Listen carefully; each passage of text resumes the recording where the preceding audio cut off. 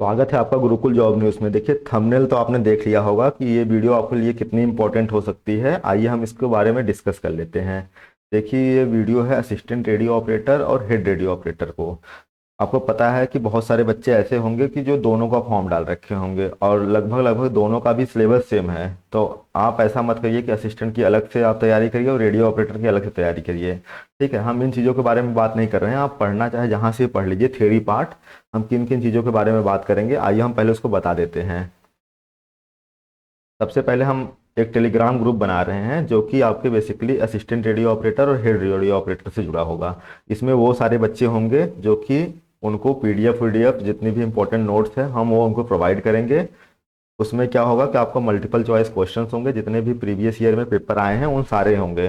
क्योंकि हमें क्या है, उत्तर प्रदेश पुलिस का बहुत सारा अच्छा अनुभव है, मैंने काफ़ी सारा पेपर भी दिया है।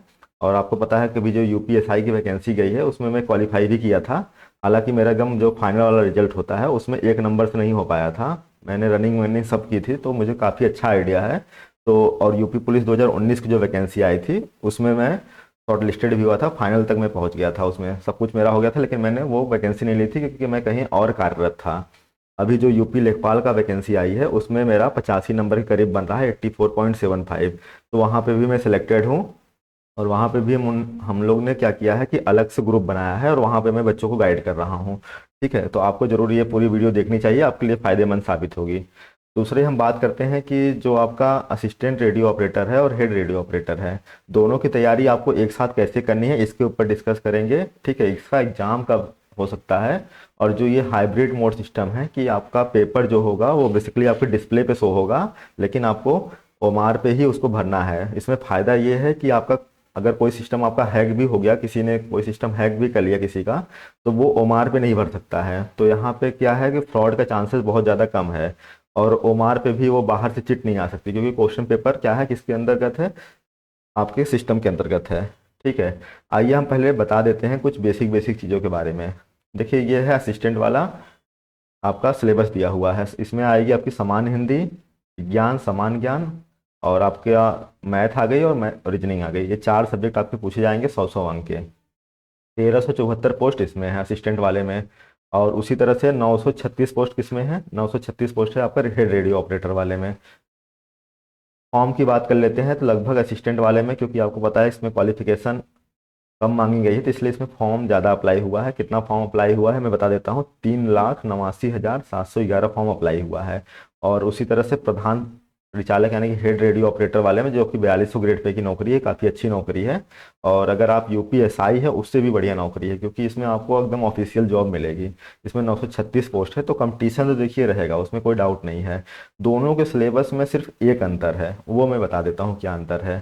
सब कुछ सेम है, हिंदी भी सेम है, मैथ भी सेम है, रीजनिंग भी सेम है, एक एक पॉइंट वहाँ पे सेम है।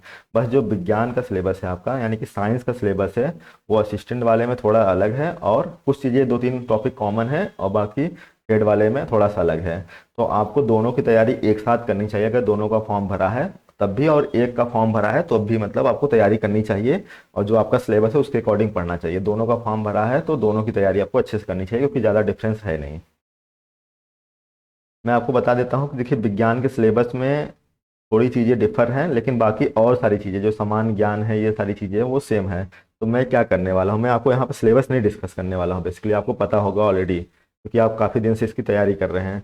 मैं आपको क्या करूँगा, जितने भी टॉपिक हैं जैसे मैं एक एक करके मैं बात कर लेता हूँ। जैसे हिंदी का सिलेबस दोनों में सेम है, तो इसमें जो जितने भी टॉपिक है जैसे कि हिंदी और अन्य भारतीय भाषाएं, हिंदी व्याकरण, ये सब जितने भी टॉपिक लिखे हुए हैं, तो मैं क्या करूँगा, जितने भी स्टैंडर्ड बुक हैं वहाँ पे जितने भी प्रीवियस ईयर पेपर आए हैं, प्रीवियस ईयर क्वेश्चन पेपर आए हैं यूपी पुलिस से संबंधित, या जिन जिन एग्जामों में आपका ये सिलेबस दिया हुआ है, वहाँ पे मैं आपको प्रीवियस ईयर एमसीक्यू फॉर्म में क्वेश्चन कराने वाला हूँ। ठीक है, आप पढ़ाई कहीं से भी कर लीजिए, बुक से कर लीजिए, उसके बाद कहीं से आपने कोर्स बाई कर रखा होगा तो वहाँ से भी कर लीजिए, लेकिन आपको पता है जब तक आप अच्छे से प्रैक्टिस नहीं करेंगे तब तक आप वहाँ एग्जाम को क्रैक नहीं कर सकते हैं। ठीक है, तो आपको अच्छे से प्रैक्टिस करना पड़ेगा, ज़्यादा से ज़्यादा प्रैक्टिस करना पड़ेगा। आप पढ़ाई कहीं से भी थ्योरी पढ़ लीजिए, हम थ्योरी नहीं पढ़ाने वाले हैं। मैं आपको सिर्फ और सिर्फ टॉपिक वाइज क्या कराने वाला हूँ, सभी सब्जेक्ट का टॉपिक वाइज मैं क्वेश्चंस कराने वाला हूँ। और ये गारंटी देता हूँ कि अगर उतने क्वेश्चंस आप कर ले जाते हैं तो मैं सारे प्रीवियस ईयर क्वेश्चंस करा दूंगा आपको, जिससे आपको क्या है कि एक अलग लेवल का कॉन्फिडेंस आ जाएगा एग्जाम देते समय। तो मैं हिंदी के सारे कराने वाला हूँ, ठीक है। साइंस के जितने भी टॉपिक वाइज क्वेश्चन हैं, जैसे कि आपका है फिजिकल वर्ल्ड एंड मेजरमेंट, इनको मैं टॉपिक वाइज क्वेश्चंस लेकर आऊँगा, वो मैं अच्छे से कराऊंगा, ठीक है। जनरल नॉलेज की बात कर लेता हूँ, तो यहाँ पे भी मैं जैसे समान ज्ञान, समान विज्ञान, तो यहाँ पे भी मैं जितने भी टॉपिक वाइज हो सकता है क्वेश्चन, वहाँ पे मैं आपके लिए लेकर आऊँगा, और टॉपिक वाइज आपका एमसीक्यू सीरीज चलेगा। और सबसे बड़ी बात, इसके लिए मैं क्या करूँगा, एक टेलीग्राम ग्रुप बनाऊंगा, ठीक है। और ये सब जितने भी एमसीक्यू फॉर्म के क्वेश्चन वगैरह होंगे, उसकी सारी पीडीएफ आपको वहीं पर मिलेगी। तो मैं टेलीग्राम अभी जल्द बना दूंगा, और उसका जो लिंक है मैं कमेंट सेक्शन में भी पिन कर दूंगा। तो आप चैनल को पहले सब्सक्राइब कर लीजिए, क्योंकि जैसे ही आपको नया वीडियो आएगा तो आपको पता चल जाएगा कि ठीक है कि वीडियो आ गया है, और आपको देखना शुरू कर देना है। इतनी गारंटी आपको देते हैं कि जो भी चीज़ें मिलेंगी बहुत ही ऑथेंटिक और बहुत ही अच्छी चीज़ें मिलेंगी आपके एग्जाम के लिए। मैं आपका समय बिल्कुल भी वेस्ट नहीं करूंगा, आप अपना पढ़ाई करिए। बाकी आपको जब प्रैक्टिस करने का मन करे तो आप बुक से तो कर ही सकते हैं, ठीक है, लेकिन आपको और भी चीज़ों को प्रैक्टिस करना है और अच्छे से, तो आप आइएगा, हम एक्सप्लेन करके भी बताएंगे आपको। देखिए मैथ की बात कर लेते हैं। देखिए मैथ की मैं प्रैक्टिस नहीं करवाने वाला हूँ, ठीक है। मैथ क्योंकि प्रैक्टिस करवाऊंगा तो बहुत ज़्यादा टाइम लग जाएगा, तो मैथ आप खुद से प्रैक्टिस कर लीजिएगा। मैथ और रीजनिंग की बात कर लेता हूँ, ठीक है। तो मैं कौन कौन सा सब्जेक्ट प्रैक्टिस करवाऊंगा और ये बता देता हूँ। मैं हिंदी आपका एमसीक्यू फॉर्म में कराने वाला हूँ, पूरा विज्ञान और समान ज्ञान ये एमसीक्यू फॉर्म में कराने वाला हूँ, ठीक है, या वन लाइनर फॉर्म में रहेगा।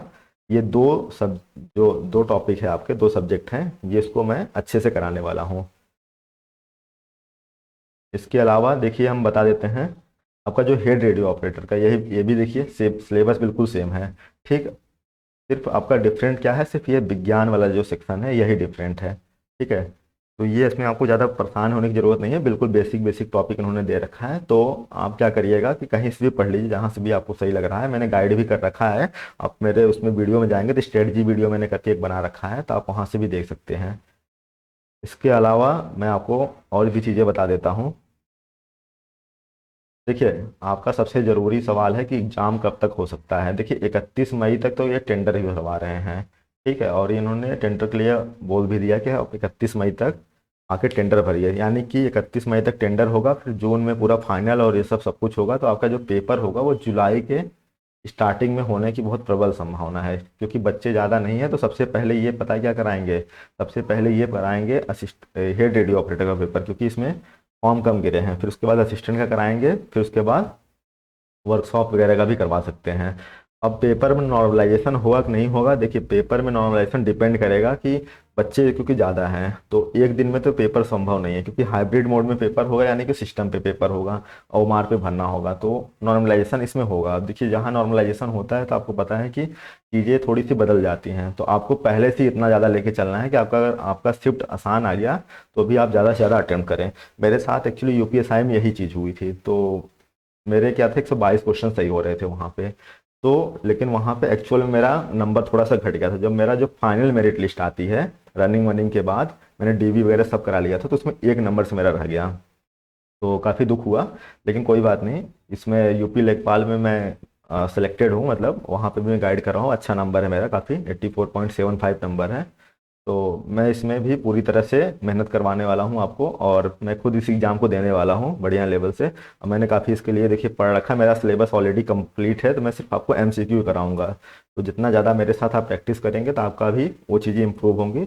और एक ग्रुप जरूर बना देंगे, जो भी डाउट होंगे तो वहाँ पे भी डिस्कस कर लेंगे, और वहाँ पे कुछ आपको इंपॉर्टेंट फैक्चुअल पॉइंट भी, नोट्स भी मिल जाएंगे, जो कि आपके लिए बहुत हेल्पफुल साबित होंगे, ठीक है। तो ये सारी चीज़ें आपको बतानी थी, और मेरे हिसाब से सारे पॉइंट ही कंप्लीट हो गए। हाइब्रिड मोड मैंने बता ही दिया कि पेपर कैसे होगा, टेलीग्राम के बारे में बता दिया। लेखपाल वाले अभ्यर्थियों से ये मैं कहना चाहता हूँ, क्योंकि बहुत सारे बच्चे ऐसे होंगे जो कि लेखपाल में भी सिलेक्टेड होंगे और इसका पेपर देने वाले होंगे।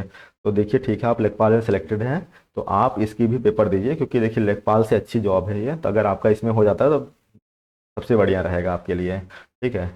और सारे पॉइंट आपके देखिए कवर हो गए हैं। तो ये मैं क्लास बहुत जल्दी शुरू करने वाला हूँ, तो चैनल को आप जरूर सब्सक्राइब कर लीजिएगा, तो आपको चीज़ें अपडेट होती रहेंगी, ठीक है।